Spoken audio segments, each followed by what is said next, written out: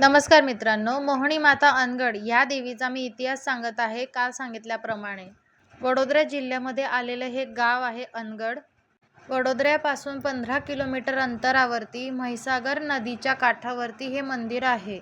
हे मंदिर निसर्गरम्य वातावरणामध्ये आणि खूप सुंदर असं अद्भुत आणि शांततामय असं आहे. मोहनी मातेच्या मंदिरामध्ये कलियुगातली देवी ही मेलडी हातिया खडकवर हाजरा हजूर बसलेली आहे. ती खडकवाडी मोहनी म्हणून सुद्धा ओळखली जाते. इथे मंगळवारी आणि रविवारी सर्व भक्त देवीच्या दर्शनाला येत असतात. इथे म्हैसागर नदीच्या मध्ये खूप मोठा असा विशाल खाली खडक आहे. त्या खडकावरती देवीचं मंदिर आहे.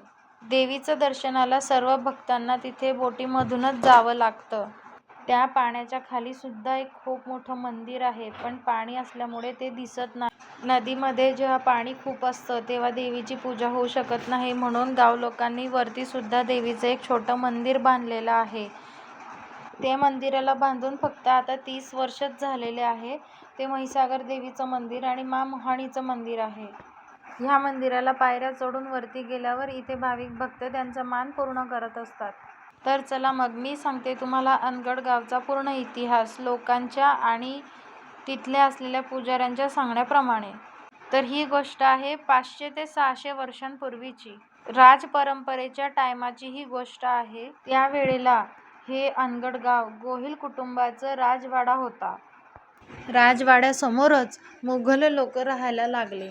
त्यांनी ठरविले गोहिल कुटुंबियांसोबत आपण वाडकी व्यवहार आणि बेटी व्यवहार करायचे. पण हे गोहिल समाजाच्या लोकांना मुळीच मान्य नव्हतं. हे ऐकून त्यांना उलट जास्त संताप आला आणि याचं रूपांतर भांडणामध्ये झालं आणि मुघलांना संपवण्याचं त्यांनी षडयंत्र रचलं. मुघलांचा प्रस्ताव स्वीकारून षडयंत्र रचून हातमिळवणी करून त्यांना आणण्यासाठी इकडून होड्या पाठवल्या गेल्या. सर्व मुघल होडीमध्ये बसून खोल पाणी असलेल्या मध्यभागी त्यांना आणण्यात आले आणि दुसऱ्या काठावरती असलेले सर्व गोहिल लोक अस्त्रांशस्त्रांसकट सर्वेमध्ये जाऊन मुघल लोकांशी युद्ध करू लागले आणि एक एक करून सर्व मुघल लोकांना त्यांनी संपवून टाकले. शेवटी एका नावामध्ये एक छोटी मुलगी होती, पण ती कुठून आली, कशी आली ती कोणाला माहिती नाही. पण गोहिल लोकांना तो संताप होता, त्याच्यामुळे ती मुलगी सुद्धा त्या गोहिलांच्या हातून मारली गेली. त्या मुलीला मारल्यानंतर तिचं मृतदेह खोल तळाशी जाऊन बसलं आणि ते ह्या मोठ्या विशालकाय हत्तीसारख्या अवाढव्य अशा खडकाच्या कपारीमध्ये जाऊन बसलं. तो दिवस होता अमावास्येचा. तेव्हाच रात्री आकाशवाणी झाली. त्या खडकामधून खूप मोठा असा आवाज आला आणि ही मुलगी गाव लोकांना दिसू लागली आणि बोलू लागली, मोहनी मेलडी बोलते आहे, ही माझीच लीला होती.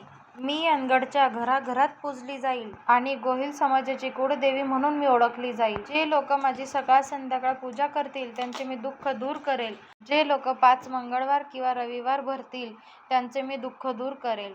त्यांची मनोकामना मी पूर्ण करेल, असे म्हणून ती त्याच खडकामध्ये अदृश्य झाली. तेव्हापासून अनगड गावचे लोक ह्या देवीला खूप मानतात. एकत्र येऊन दरवर्षी खूप मोठ्या प्रमाणात भंडारा करत असतात. ही सर्व देवीचीच लीला आहे आणि इथे स्मशान सुद्धा आहे. तसेच लांब लांब वरून लोक इथे येतात आणि देवीला नवस बोलतात आणि देवी त्यांचे नवस पूर्ण सुद्धा करते.